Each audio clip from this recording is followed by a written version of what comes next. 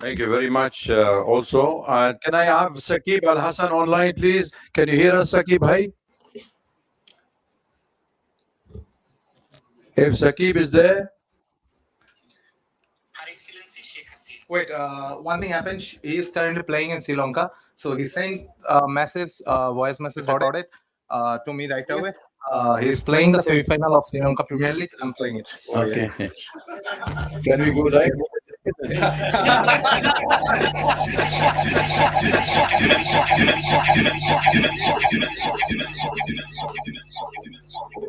Her Excellency Sheikh Hasina. Respected members of the foreign correspondents, distinguished journalists,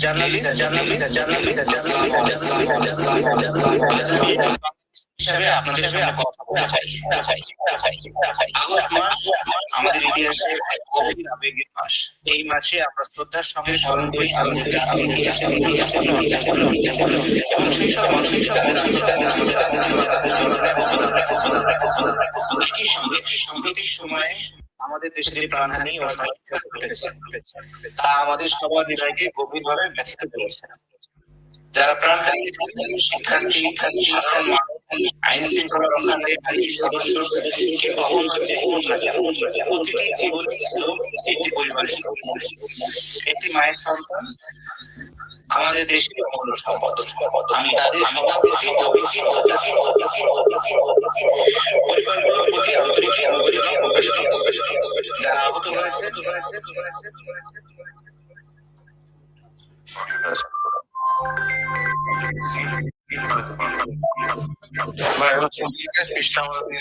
Sorry. Okay, leave it.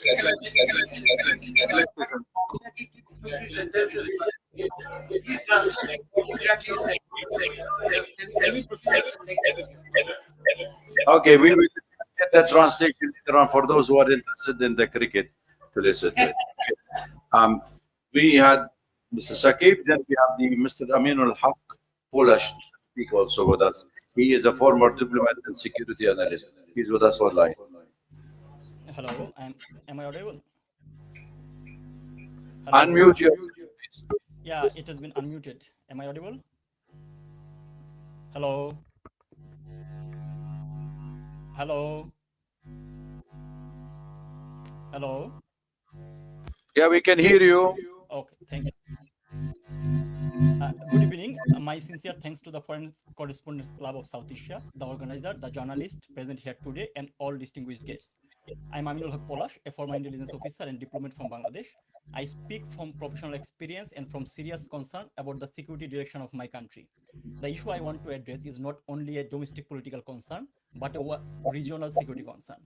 Since 5th August 2024, Bangladesh has seen the renewed rise of terrorism and Islamist extremism.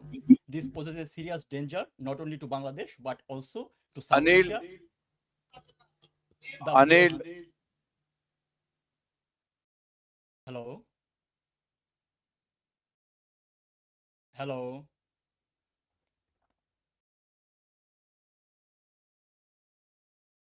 Hello?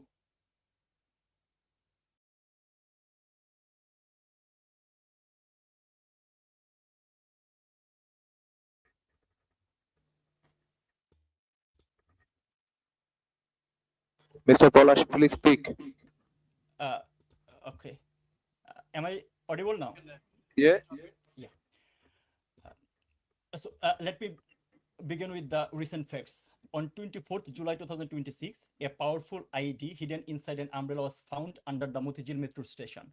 On 31st July, a pressure cooker bomb was recovered near a tea stall in Ashulia Shavar. On 1st August, bomb-like objects were reported near Mirpur 10 and Farmgate metro station. And just days before, on 3rd August, a bomb kept in a bag exploded in Borishal, severely injured 3 people.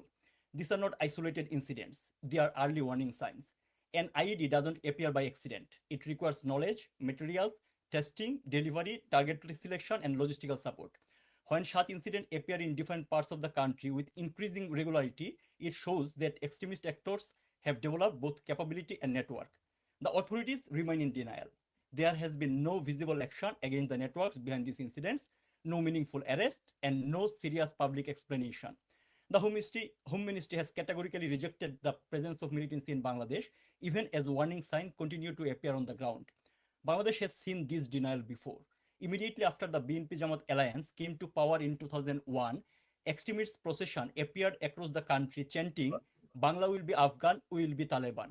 When the notorious JMB terrorist Bangla Bhai emerged, the government dismissed him as a media creation. That denial gave militant networks the space to organize and expand. The consequences were severe. In 2005, JMB carried out coordinated bomb attack across 63 districts of Bangladesh. On 21st August 2004, grenades were thrown at Awami League rally to assassinate Sheikh Hasina and eliminate the party leadership, killing 24 people and injuring more than 300. The 10-truck arms haul showed how Bangladesh was used as a route for weapons intended for insurgent networks in the region. Even a foreign diplomat was not spared. British Ambassador, High Commissioner Anwar Chaudhuri was attacked at Shahjalal's shrine in Sylhet. So when the current authorities deny the return of militancy, I don't hear the reassurance. I hear history repeating itself. The important question is this. Anil, connect me, please. The I have to important stop question- you here. I'm sorry. We have a problem. We have a problem with your audio. Apologies for everybody. We will continue with the program until we fix your audio, please. Just bear it with us, okay? Because we have other. We will come back to you. May I ask Abu Ubaida Arin to speak, please?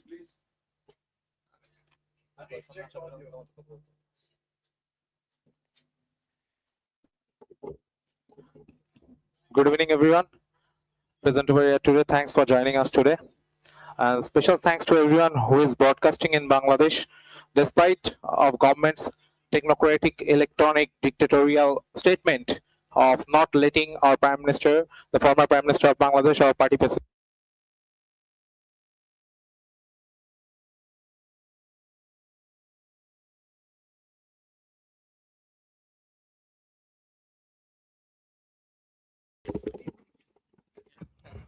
Camera. Please. Silent, please.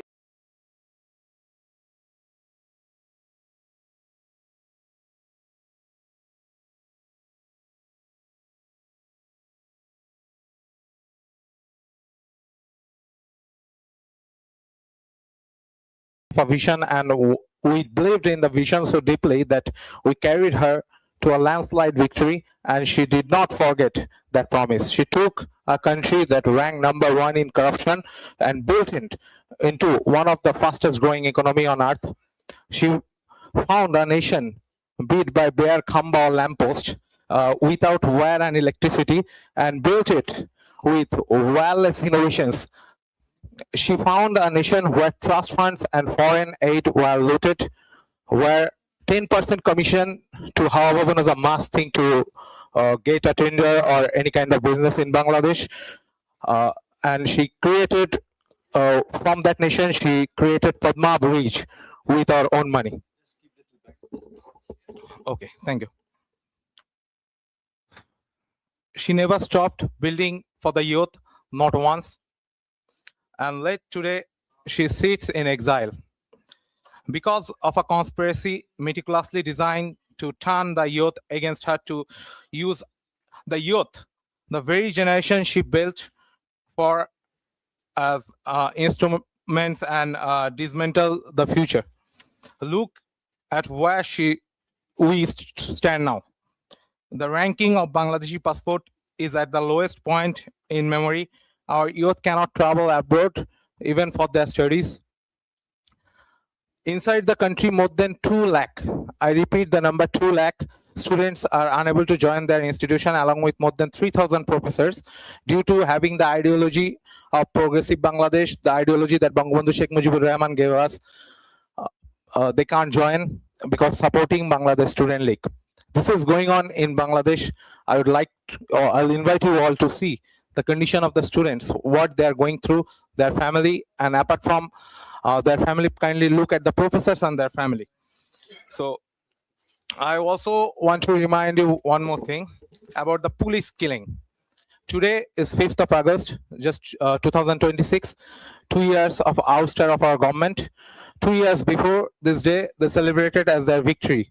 But I don't treat this as their victory. This day is especially dedicated to the police because more than 3,200 police officers were killed in 5th of August 2020 during the July-August terror.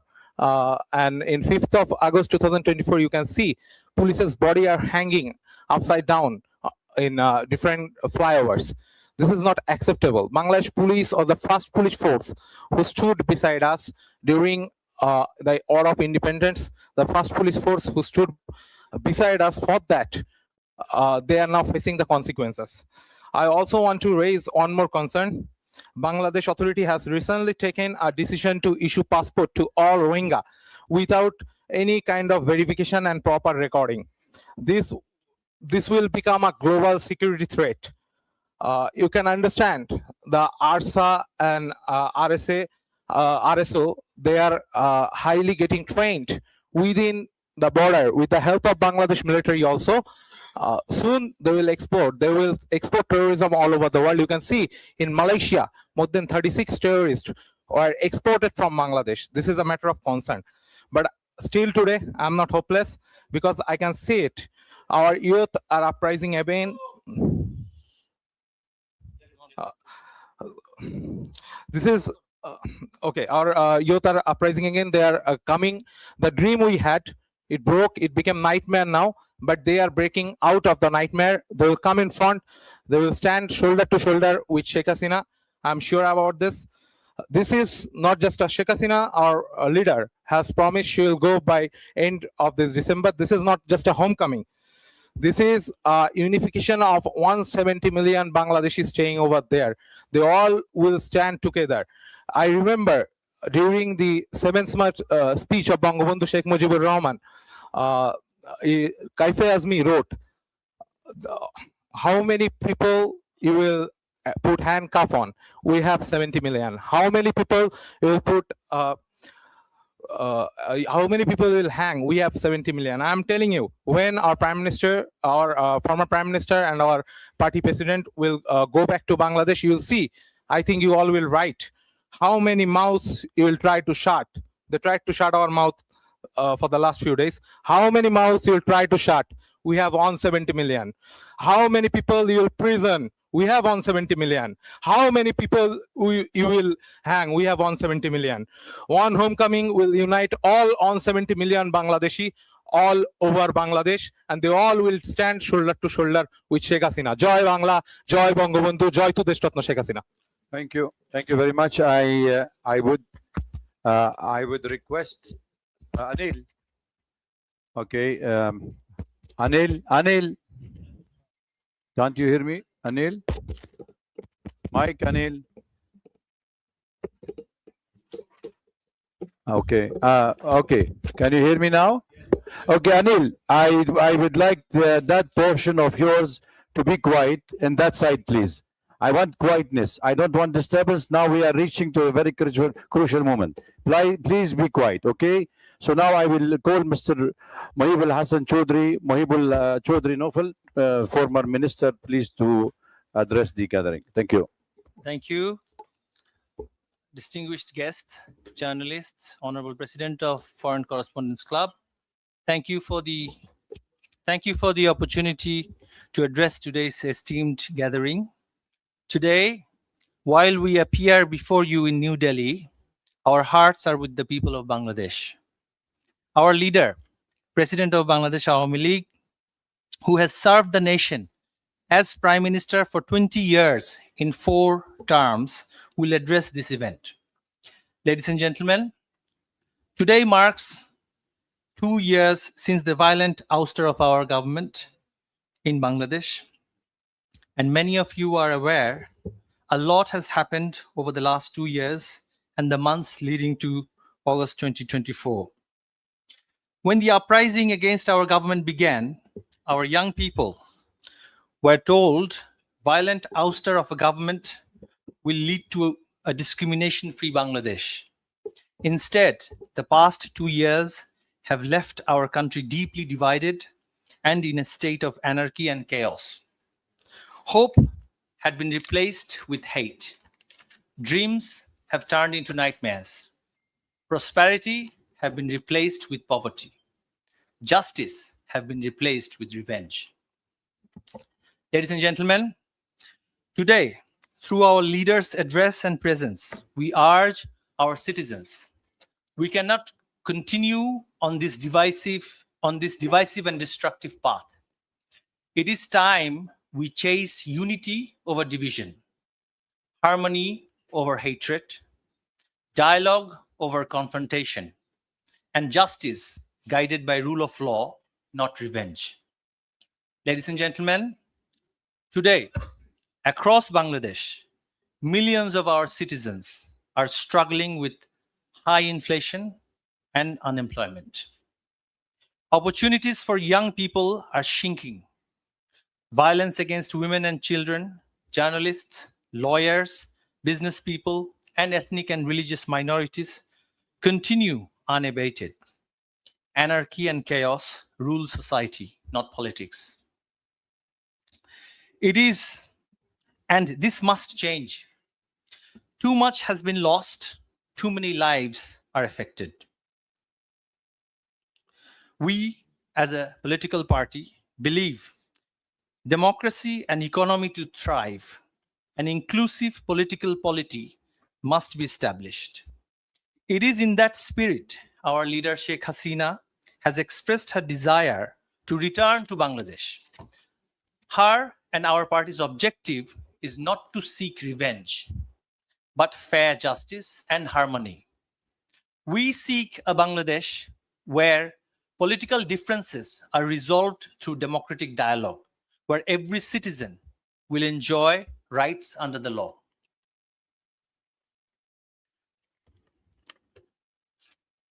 Ladies and gentlemen, as a political party that has served Bangladesh for decades, we recognize no government is without shortcomings. We recognize and acknowledge leadership requires humility, accountability, and the courage to learn from success as well as failure. We remain committed to building upon our success while acknowledging where we could have done better and where we have at times failed. We seek no special privilege. We seek only the restoration of equal constitutional and democratic rights for every citizen and every political party in Bangladesh. We respectfully call upon every constitutional institution of Bangladesh to uphold their responsibilities with fairness, neutrality, professionalism, and fidelity to the rule of law. To the young people of Bangladesh, we say, your dreams matter, your aspirations matter, your future matters.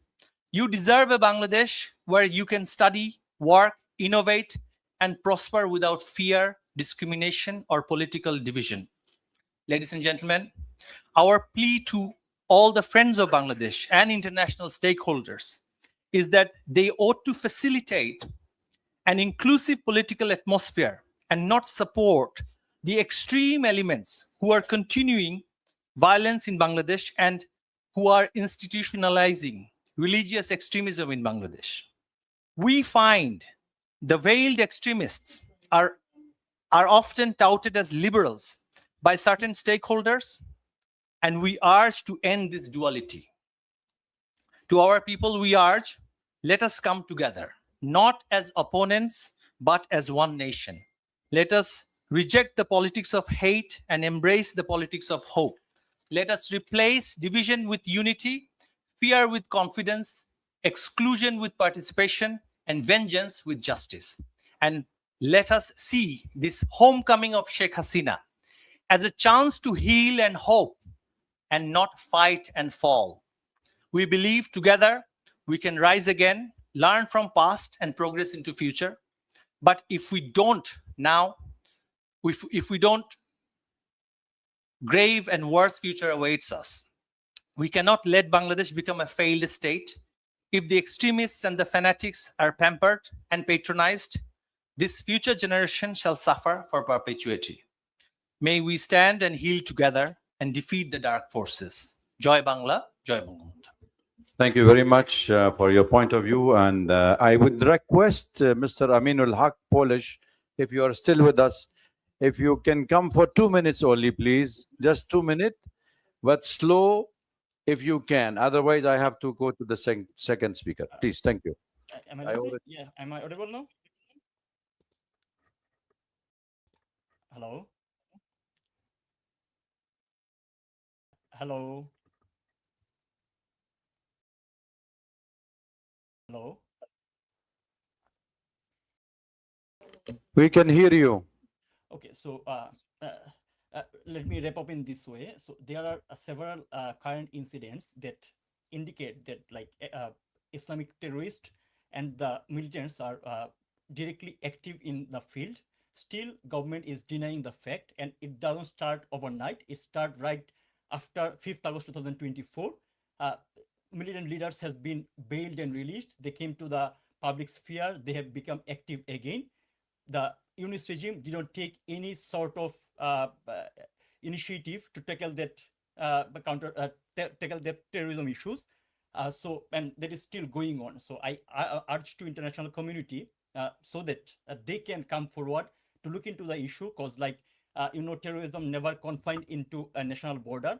If Bangladesh, the terrorism cell active that much that are currently visible in the field, so that will impact not only Bangladesh, but also our regional security, as well as the Bay of Bengal, our maritime road, our business, investment, everything. So my urge to the international community and the journalists to look into the issue, because Bangladeshi media is not speaking in line, and the authority is in denial mode about the resurgence of militancy in Bangladesh that we successfully combat in 16 years of Awami League government under the leadership of Sheikh Hasina. Government is planning to dissolve like CTTC, ATU. They are the fundamental backbone of countering terrorism. So these things are happening in Bangladesh. We need international community attention in this matter. Thank you so much. Thanks for having me.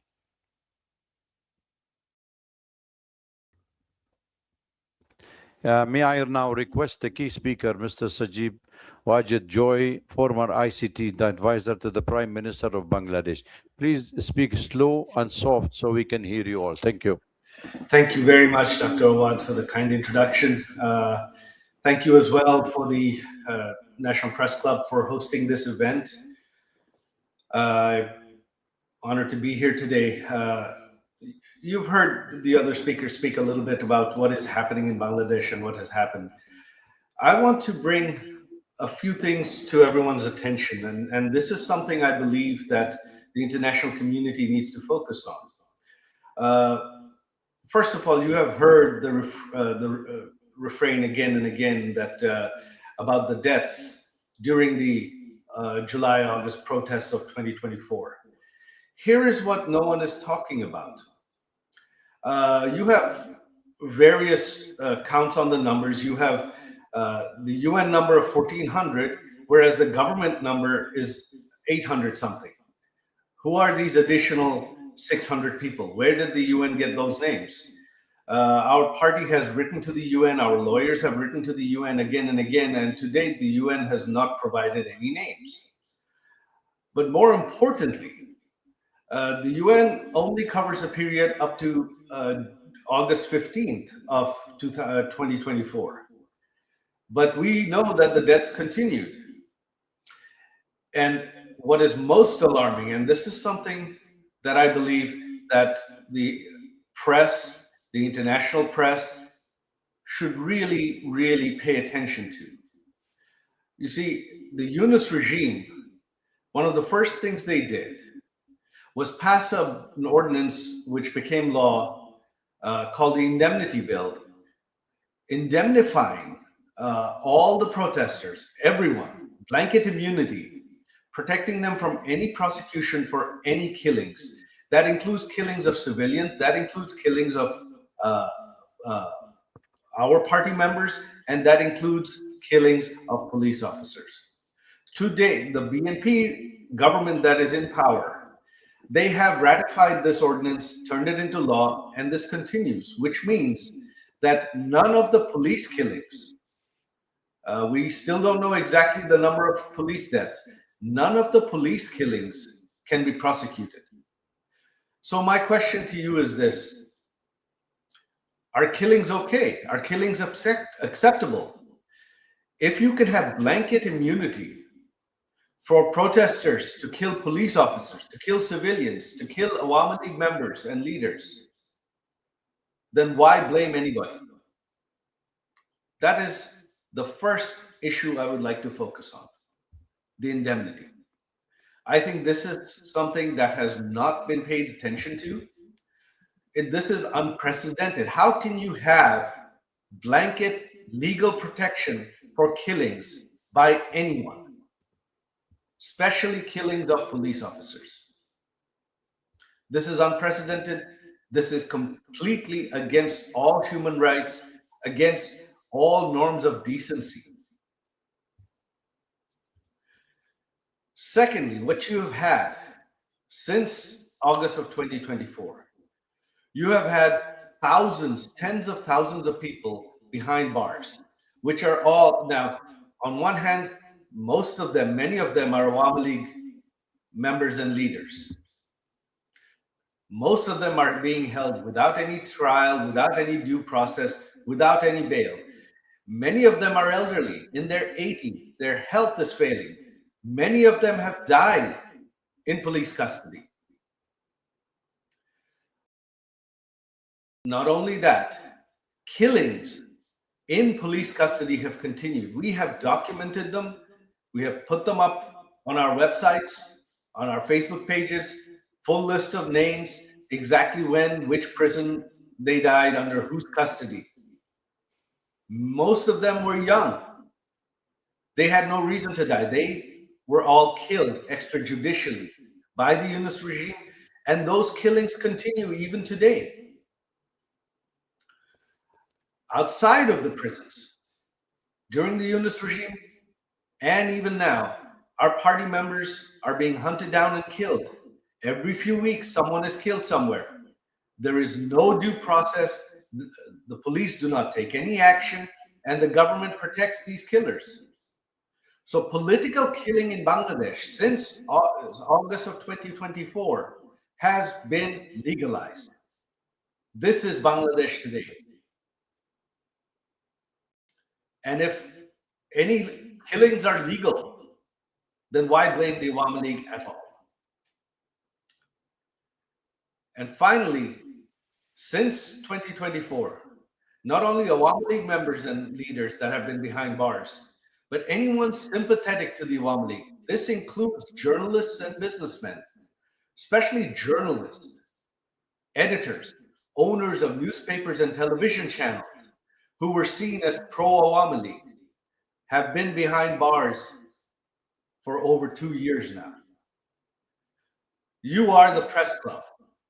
Imagine if half of you, your members, your journalists, your editors, your media owners were held behind bars without bail, without due process, without charges, without trial for an indefinite period of time. Can that be imagined in any country? Is that possible in any country? Is that legal in any way? That is a gross, gross violation of human rights, of freedom of speech. And this is something I believe that should certainly alarm the international media community. This is what's happening in Bangladesh.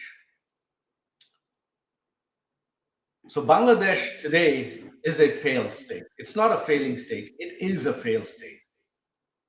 There is no human rights. There is no freedom of speech. Even prior to this event, intelligence services went to the headquarters and offices of every major media outlet, every major newspaper, and instructed them clearly not to rebroadcast this event, not just to rebroadcast this event, but not to provide any coverage from any international media on this event. They're not allowed to share links from foreign media on their websites.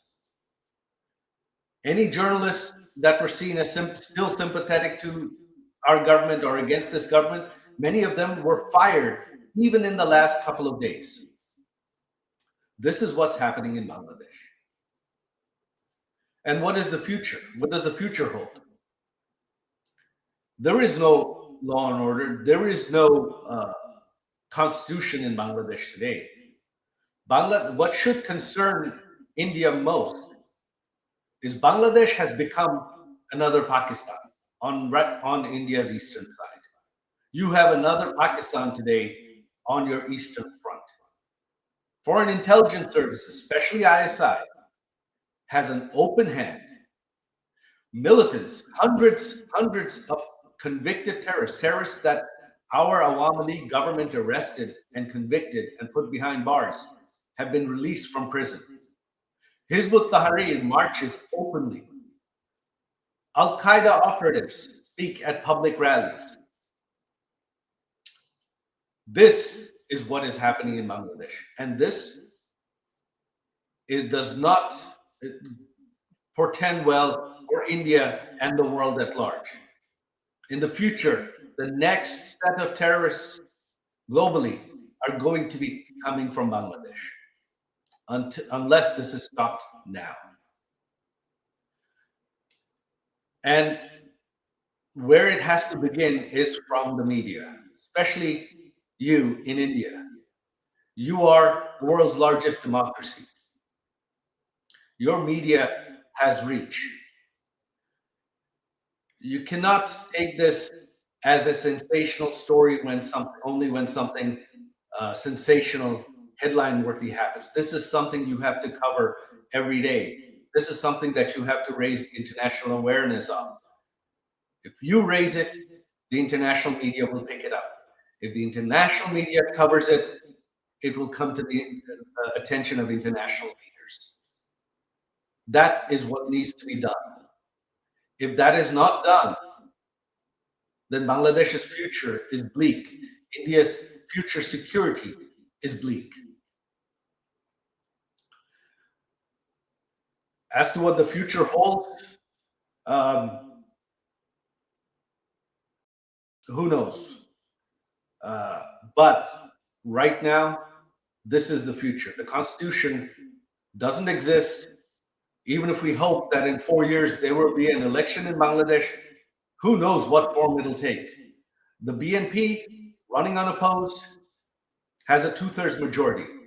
They can amend the Constitution however they want and ensure that the elections are set up just like the Yunus regime did, so that the BNP wins. What you have now is not justice. You've heard our former Minister Naufel talk about this. What is happening is not justice. What is happening is political exclusion of the opposition, of the largest political party in Bangladesh, in order to grab and hold on to power. That is what is happening in Bangladesh. This is democratic and electoral manipulation. That is all it is. The BNP knows that the Awami League is allowed to speak freely. People of Bangladesh are not happy right now. The economy has collapsed in the last 2 years under the corruption of the Yunus regime, and that corruption continues today under their economic mismanagement, both under the Yunus regime and the current regime. Bangladesh is on the verge of total collapse. In a few more years, the economy will have collapsed and Bangladesh will turn into a rogue state. The time to act is now. And I urge you, the place to start is in the media. We need you to bring the world's attention to this. With that, I conclude my speech. Thank you very much. Thank you very much, Dr. Awad and the National Press Club for hosting us. Joy Bangla.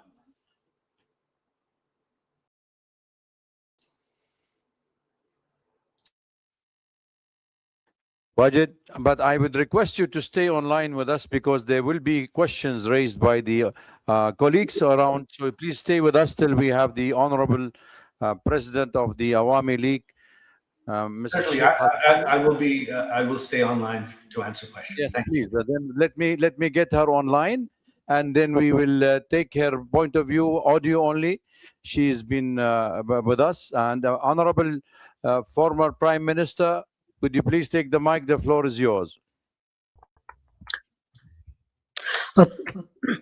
Thank you very much. It's a great honor for me to be with you. Thank you, and thank you for everybody who present here or who are listening. Distinguished journalists, members of the Foreign Correspondents Club of South Asia, respected guests, friends of Bangladesh, ladies and gentlemen, Assalamu alaikum. I thank the Foreign Correspondents Club of South Asia for giving me the opportunity to speak to you. I also thanks the journalists who continue to follow events in Bangladesh with seriousness and courage. Journalism has a duty to seek truth, especially when power tries to hide it. In difficult moments of history, that duty becomes even more important. Today, I speak not only as someone who had the honor of serving Bangladesh 5 times as a prime minister, but also as the daughter of the father of the nation, Bangabandhu Sheikh Mujibur Rahman. I speak as someone who has spent her life with the people of Bangladesh. I was forced away from my country, but I was never separated from my people. Before I speak about the present crisis, I pay my deepest homage to the father of the nation, Bangabandhu Sheikh Mujibur Rahman, to the Saline national leaders, and to the 3 million martyrs of our war of liberation. I also remember with profound grief and members of my own family whom I lost on 15th August 1975.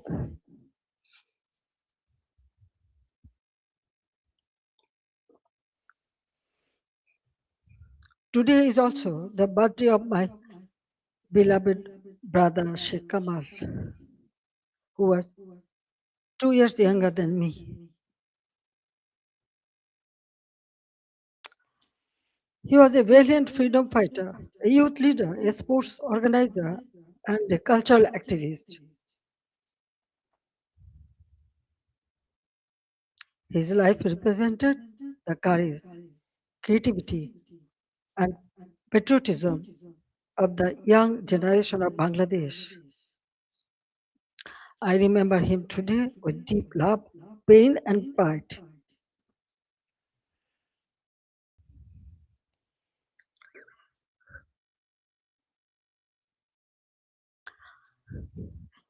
Ladies and gentlemen, for the last 2 years, I watched my beloved Bangladesh suffer.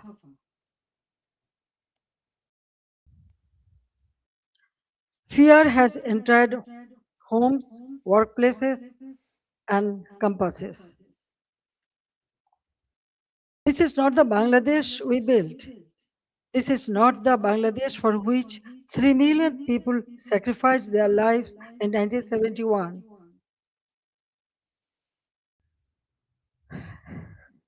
Let me begin with the truth about July and August 2024.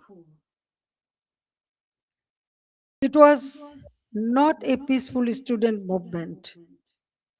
From the beginning, my government tried to resolve the issue peacefully through dialogue, legal process, and patience.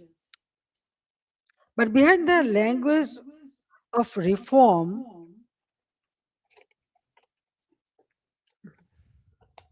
organized groups were working to turn students' demand into violent political instrument. In 2018, responding to student demands, we abolished the quota system. In 2024, when the High Court annulled the decision, the government appealed because we wanted to uphold the abolition. I personally took the initiative for dialogue with the students and invited them to Ganabhavan, the Prime Minister's residence. 3 ministers also held discussions with them. A quota reform movement was turned into a one-point demand for my resignation. False propaganda was spread in a planned way. Genuine students were emotionally manipulated, while organized groups used their movement as cover for violence and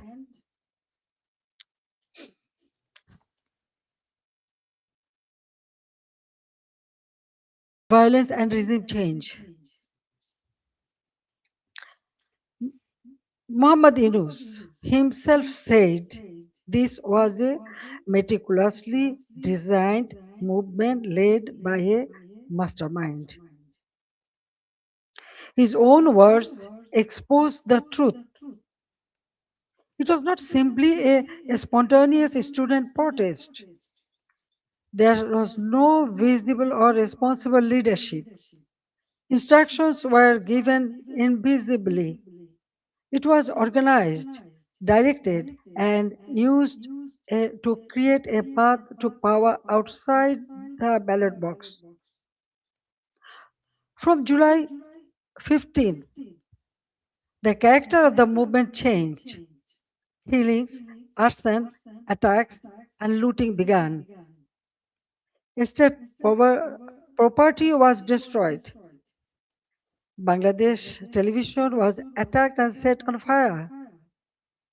So was different buildings like Shetu Bhavan, the Directorate General of Health Services, the EPI vaccination program building, Farmgate Metro Rail Station, flyover, Mohakali Elevator Expressway, science research facilities, the Disaster Management Office, a national database center, a COVID-19 special hospital, Bangladesh Medical University, residential hotels, industrial facilities, businesses, prisons, and including Noshingdi and other district jails were attacked, vandalized, or burned. All the terrorists, criminals were released. Awami League offices were vandalized across the country. Leaders and workers were attacked and killed. Homes of ministers and senior figures associated with my government were looted and burned. The media was also targeted. Nearly 50 media center, private television stations, and newspaper offices were attacked or set on fire. Journalists were killed. Law enforcement agencies came under organized attack. Police, sepai, the other officers were killed and their bodies were hung from flyover. Around 460 police stations were outposted or set on fire, and in some, personnel were trapped inside buildings and burnt alive. Weapons were looted. Officers were beaten to death. According to persecuted police members, at least 3,000 personnel were killed, attacked, tortured, or subjected to serious violence. So, I ask a simple question. In such a situation, what is the duty of law enforcement? When police stations are burned, government buildings are attacked, public infrastructure is destroyed, officers are killed, and weapons are looted, does the state have no duty to protect life and property? In every country, law enforcement has a responsibility to protect citizens, state institutions, and their own lives. This is not a crime. That is the duty entrusted to them by law.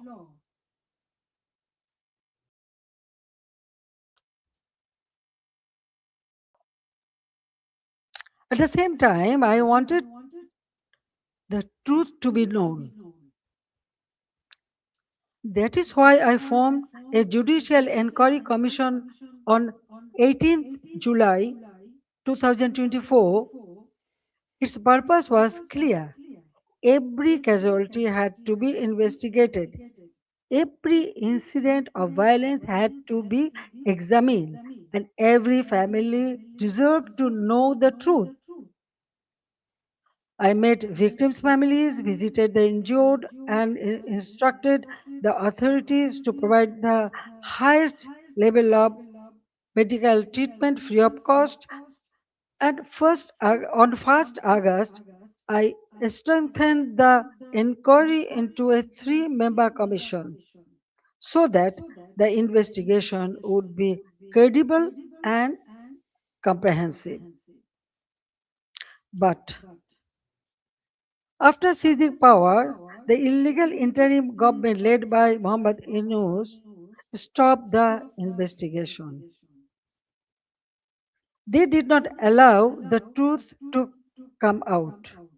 They gave indemnity to those who involved in the killings. If they truly wanted justice, why did they stop the inquiry? If they had nothing to hide, why protect the killers? That one decision tells the truth. They did not want justice, they wanted power. They did not want investigation, they wanted the evidences buried. Their own words export the truth. An NCP leader said revolution would not have succeeded if police had not been killed and the metro rail had not been set on fire. A BNP leader in Sirazganj also said publicly that Enayatpur police station was burned and police were killed to make the revolution succeed. These statements show that the July-August movement was not merely a quota reform movement.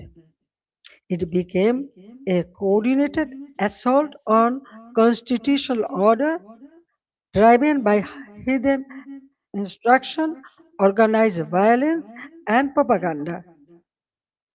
The conspiracy did not end on 5th August. After 5th August, violence became a campaign of political persecution. The killing that began on 16 July with the murder of Shobuz Ali, a Dhaka college student and student league activist, has not stopped. Awami League leaders and workers are being killed, disappeared, arrested, driven from their homes, and buried under false cases. At least 10,000 have been killed or disappeared. Around 650,000 have been arrested over the last 2 years. Around 3,500 cases have been filed, namely nearly 450,000 leaders, workers, and supporters are accused. More than 1 million others have been listed as unnamed accused. Against me, more than 600 cases has been filed. Women activists of Satru League, student organization, youth league, other affiliated organizations are facing abuse, humiliation, torture in custody. Many leaders and workers have also died in prison amid documented accounts of torture, denial of medical treatment, deprivation of food, negligence, and denial of basic rights. The persecution is not limited to the Awami League members of only. The member of minority community, judges, lawyers, intellectuals, cultural figures, journalists, professionals, workers, even rickshaw pullers, farmers, ordinary citizens have been attacked, arrested, or accused in murder cases. No one who stands for the spirit of the liberation war is safe. Symbols and memorials of our liberation war have been destroyed. Freedom fighters have been humiliated with garland of shoes. The historic residence of Bangabandhu Sheikh Mujibur Rahman, the Bangabandhu Memorial Museum at Dhanmondi 32 has been attacked and demolished in phases. This is not random violence. This is an attempt to erase the spirit of the liberation war from Bangladesh. Muhammad Yunus himself spoke of pressing a reset button to whip away the country's previous history. They want to erase the liberation war, they want to erase Bangabandhu, they want to rewrite Bangladesh against the foundation on which it was born. Convicted war criminals have been released, militants and top terrorists have been freed. Even after a state election brought the BNP to power, the situation did not change. Bangladesh remains a grip of fear, terror, repression, economic hardship, and deep insecurity. Now, look at the condition of the country.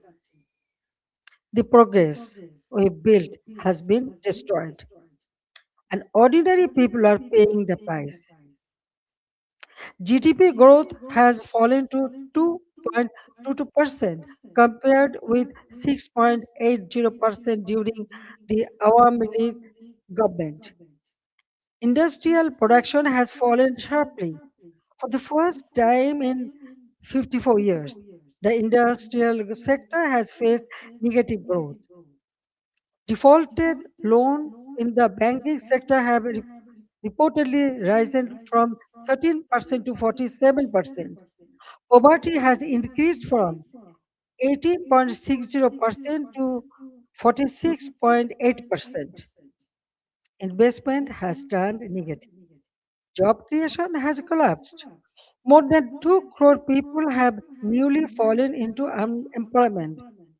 Over 500 industrial factories have closed. More than half of industrialists and business owners are either in prison or forced into hiding. The government is running by borrowing 700 to 900 crore taka from banks every day.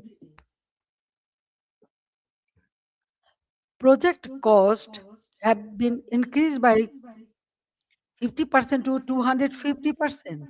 At the same time, militancy is rising. Women and children are facing torture, rape, humiliation. And ordinary people no longer feel secure in their own lives. Extortion, murder, kidnapping have become regular features of daily life. These are not just numbers or isolated incidents. Behind them, there is a family, a worker, a farmer, a small business owner, a mother who cannot buy food for her children, and a young person who no longer see hope. But let me also remind you what Bangladesh had achieved. The welfare of the people has always been the purpose of my deep politics. My father of the nation, Bangabandhu Sheikh Mujibur Rahman, gave his life for the ideal, and I have carried the ideal with full commitment.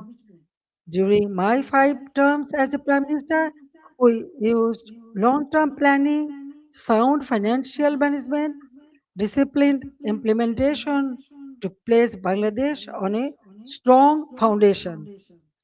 After 2008, across 16 years and 4 consecutive terms, we implemented major projects such as Padma Bridge, Metro Rail, Rupur Nuclear Power Plant, Matarbari Deep Sea Port, Kandapuli Tunnel, Bangabandhu Satellite.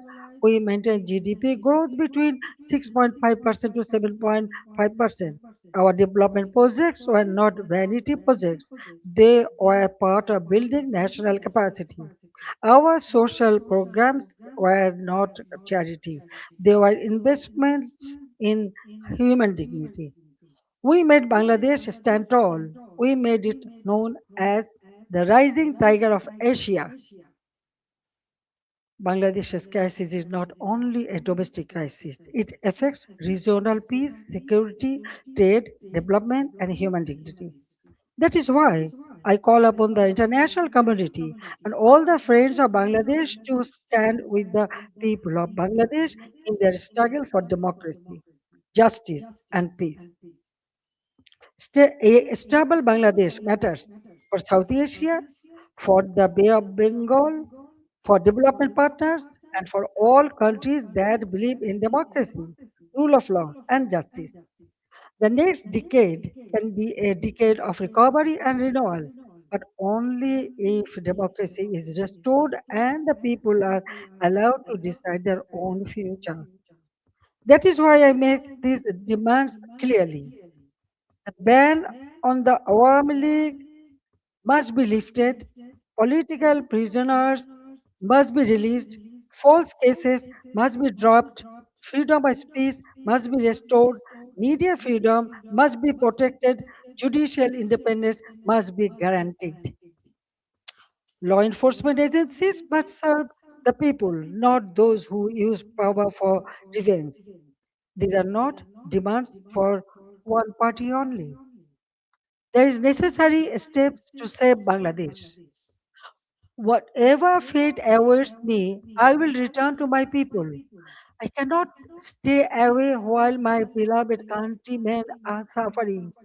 I know I may be detained, I may be sent to prison, they may try to enforce verdicts issued in fabricated cases, but fear cannot decide my duty to the people. My life moved beyond calculations of personal safety long ago. In 1971, I was in imprisonment with my mother. My son, Joy, was born in captivity. In 1975, I lost my family. I spent 6 years in exile. After returning home, I fought against military ruler, dictatorship, and political conspiracies. There were 19 assassination attempts against me. Even the grenade attack of 21st August 2004 could not stop me. Therefore, I am not worried about my own future. I am worried about the future of Bangladesh. I want to return because the people deserve security, development, prosperity, and peace. They deserve a state that protects them, an economy that gives them opportunity, and a democracy that gives them rights. My return and the return of the Awami League to the democratic process is not about power. It is about putting Bangladesh back to the right track. It is about reviving the country's path of development, progress, secularism, stability. I want to return to Bangladesh to one purpose, to stand beside the people and help improve their lives. The people are the source of all power. I believe in them, I trust them, I love them, and I will return to them. Joy Bangla, Joy Bangabandhu. Thank you very much for listening me and giving me so much time. Thank you.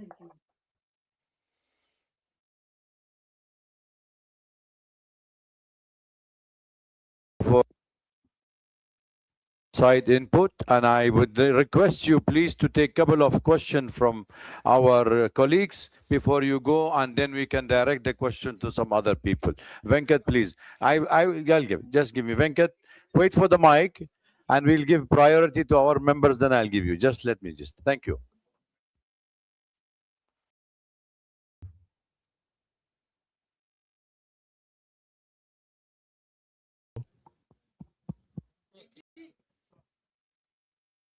Is it on? Can you hear me? Okay. Madam Sheikh Hasina, have you decided on the date on which you're going to go back to your country? Because the present regime says the moment you arrive in Dhaka, they're going to arrest you.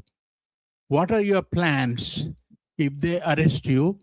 Have you put together any team of lawyers to defend you in a court of law? What are your plans? Thank you. Thank you very much. Actually, I was not ready to take answer, but when you ask me, after going back, they may arrest me. I'm telling you one thing. 1981, when I returned home, That time also they tried to stop me. Dia Rahman was in power, but I went there. But 1983, I was arrested. And again in 1985, 1987, there are several times. Even 2007, that time also I was outside the country. But when I wanted to return home, they tried to stop me, but they could not. I returned home. So I know that they may put me in the jail or they may kill me. They may anything may happen, but still I have to go back. You are friend of Bangladesh. You are here. I know you will support me. So the people's support it is very important for me. I am with them. Thank you. Joy, Sajib will take the question, right?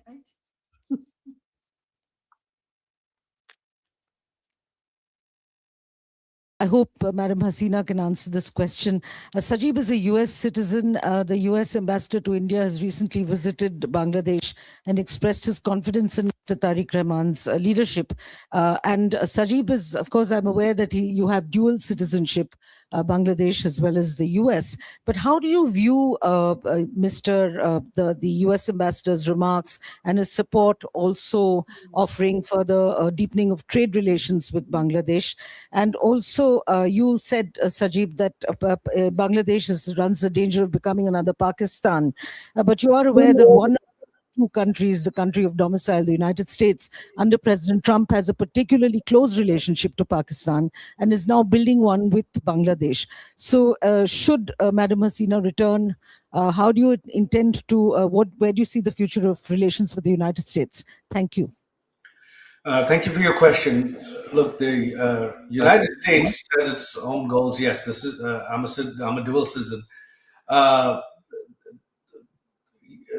What Ambassador Gore's remarks, they are simply diplomatic remarks. That those are standard things any diplomat is going to say, and the current U.S. administration, their focus is on trade. They are not focused on democracy, human rights, any of that. Their focus is to increase trade with the U.S. No matter what. So that is what this, the policy this administration is continuing. However, as you are very familiar, in the U.S., it is a very democratic country. The government changes, policies change completely, and the U.S. has close relations with Pakistan now, but a few years ago they didn't. So this can all change very quickly.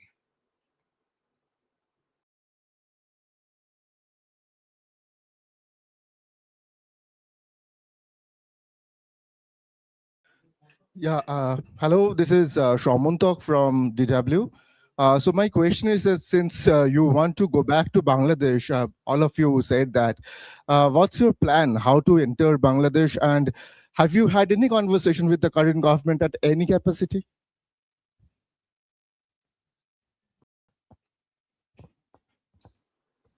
I think my mother wants me to answer that as well. No, we are not in communication with the current government at all. She is doing this. She wants to do this regardless of what the government of Bangladesh wants.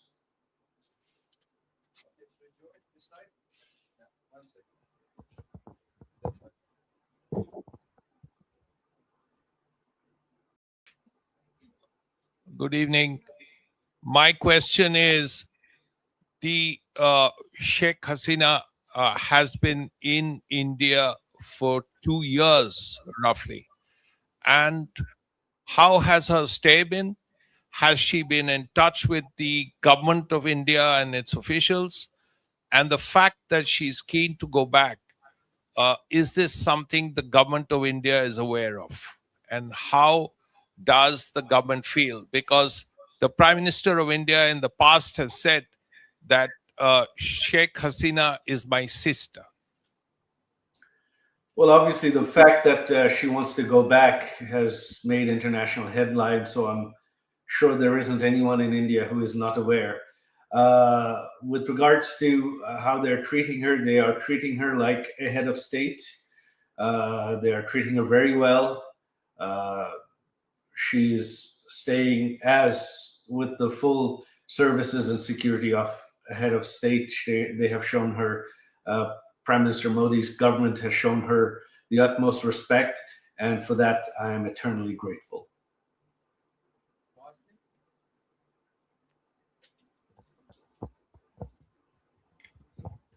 This is Wasini Heather from The Hindu. I wanted to ask former Prime Minister Sheikh Hasina did really detail what happened in those 2 months. However, there has been one demand that we've heard from the protesters, from the students in Dhaka quite often. Did she regret the violence? Does she regret the killings of protesters there? Does she feel sorry about what happened eventually and the events that led up to her coming to India at that time? Look, this question of regret and apologies has been raised, but you see, the Yunus regime and the BNP regime has continued what I mentioned in my speech: immunity, indemnity. So they have indemnified killings. They have legalized killings. The killings of police officers, the killings of civilians, the killings of Awami League members. So in this situation, and you have heard my mother express that this was a violent situation. So if one set of killings is legal, then how does the question of apology arise? Why does it arise? You can't have both. You can't have one set of killings being legal and another set someone has to apologize for. So the day the indemnity is lifted, the day the protesters who killed police officers and civilians and Awami League members are arrested, then the Awami League will apologize, will express regret. But until that day, there is nothing the Awami League to apologize for, because currently all killings in Bangladesh are legal.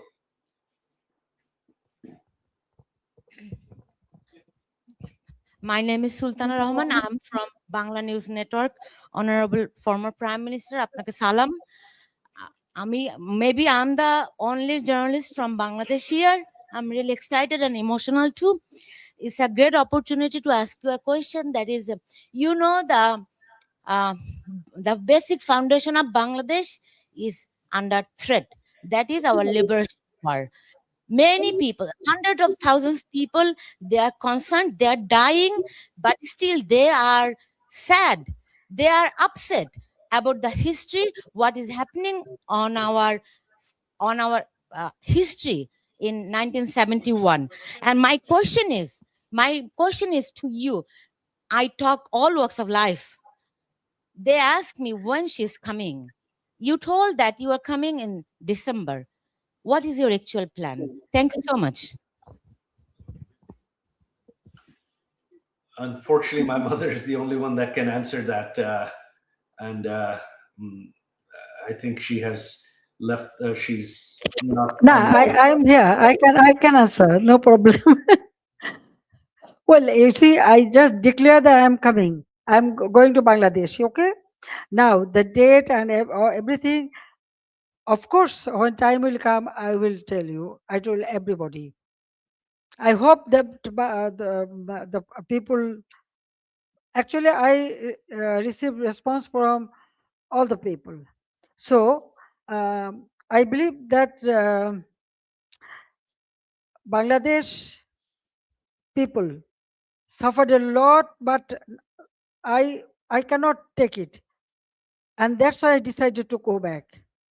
The time December month is our victory month, so I want to go back in the month of December.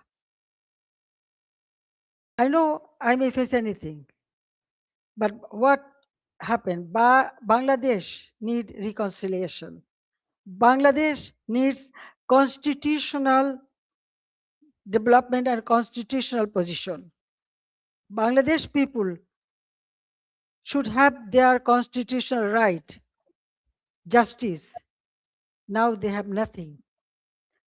Economically, everything ruined. Politically, there is no such politics. No one can talk. No one can speak. Yes, there was the election. Everybody said, yes, this is a good election. Okay, fine. Then why the persecution is going on? Still, they are arresting our people, torturing them, killing them. Why? So I believe in democracy. I believe in secular democratic system. So that's why I want to go back, and the time and everything will go. And the history. Now already they destroyed all our symbols of our victory, the liberation war, our victory, but everything has been destroyed. So we have to bring it back, because this country we liberated, it is our pride. So I want to bring back that pride to for our people, and so they can stand by themselves, and proudly they can say that we liberated the country, so our history should prevail. That's all. And thank you very much. You speak always in favor of our liberation victory. But at this moment, you know what is happening. Those who lost the war, now they are praising them. They are okay. I don't want to make much comment. Thank you.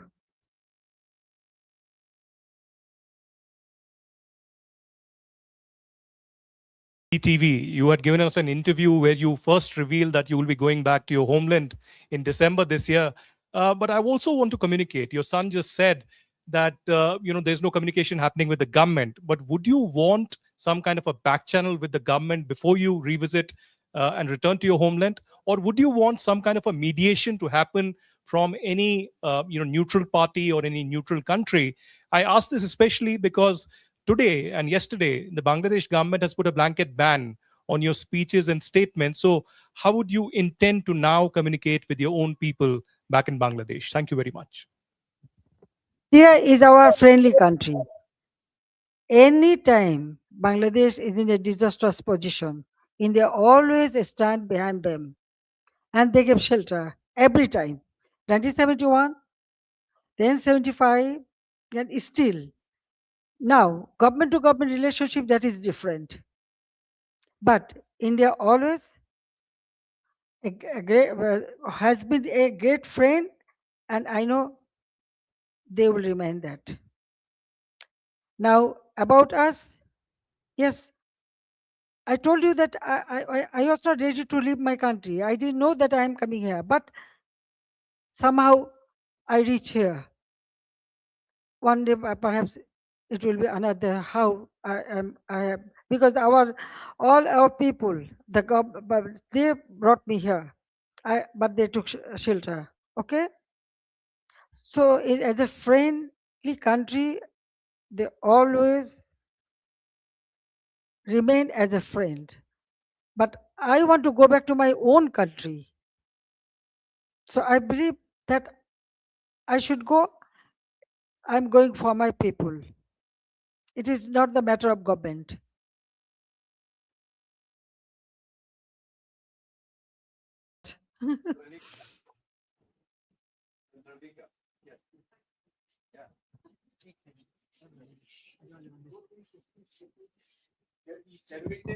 Check.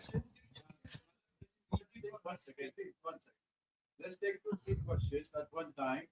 Madam still with us. That will make it easy for all of us. I try to accommodate everybody, but please make it short. No need for any observation. Just short question. I'm Please. telling you one thing. I can see so many hands. If you have so many questions, there is the email address. There is the email address. If you When do you intend to return back? Is there a specific date? And what message do you want to send to the people of Bangladesh? And how do you respond to the criticism of your government's handling of recent political unrest and protest? One more question that I would like to put out is, how do you respond to calls for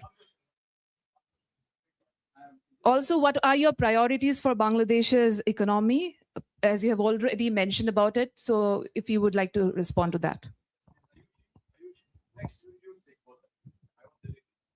Madam Hasina, this is Ayushi Agarwal from ANI. Your party, Awami League, continues to remain banned in the country. But if the Awami League is eventually allowed to participate in elections, would you seek to lead the party again? This is Yeshi Seli from Business India. What kind of support are you expecting from people in Bangladesh? What is the percentage of people who will still support Awami League? And do you expect the youth to come out and welcome you once you decide to walk inside Bangladesh? Take 3 questions and then we'll go second round and that's it. Yeah, I'm trying my best. Former Prime Minister Hasina, I have a very personal question to you. Last time you went back to Bangladesh in 1981, you went to the Nizamuddin Dargah, which has a very strong connect with your family. Will you go to the Dargah this time again, given the fact that your father also had a connect with the Dargah?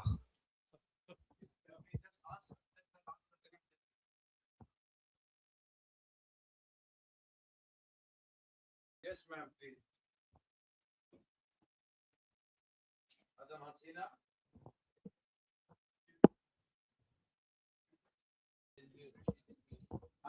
Unmute yourself.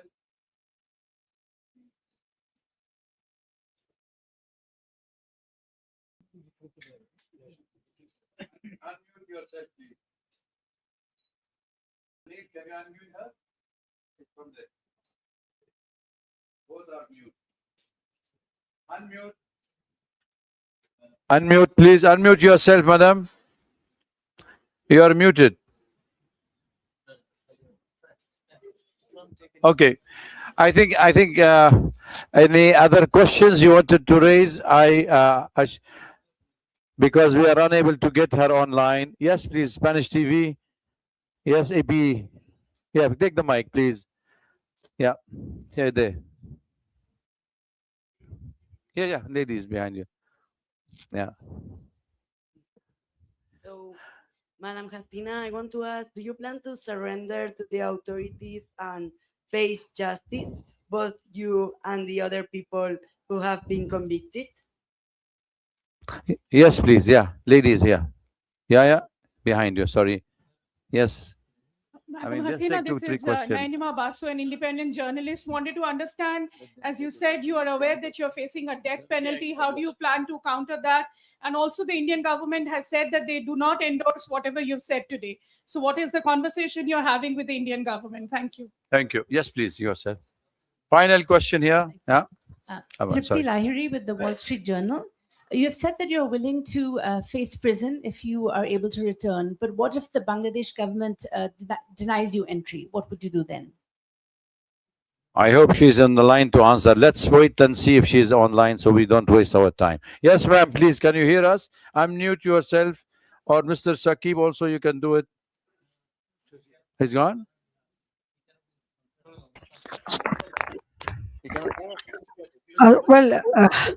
Yeah.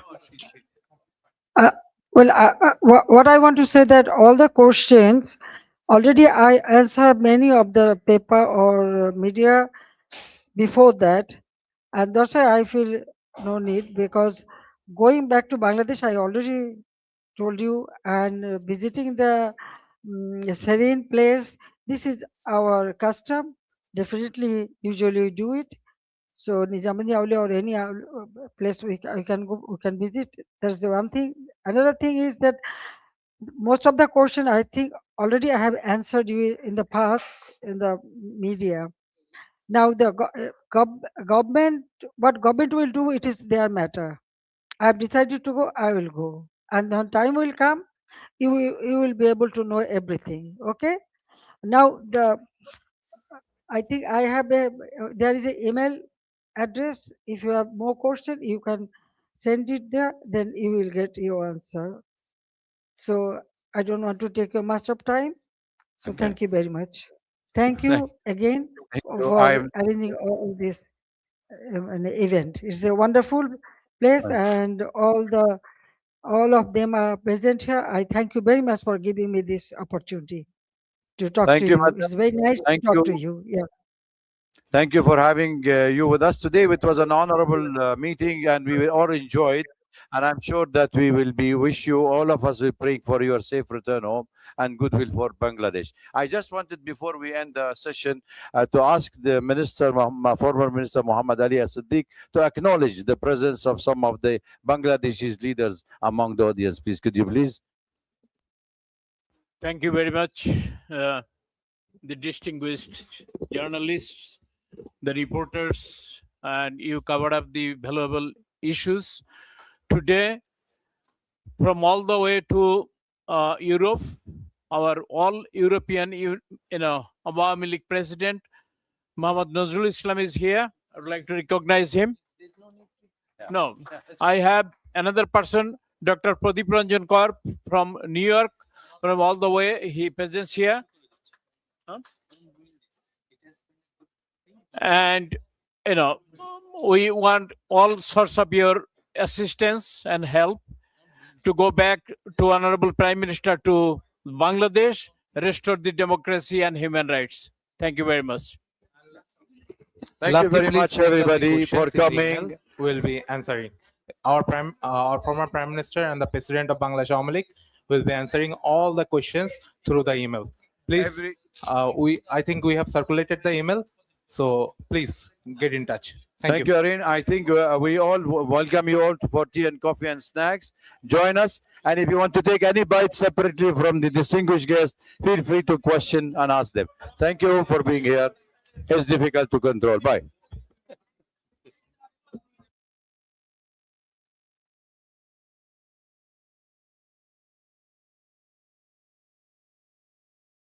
There is also her script, the transcript of her speech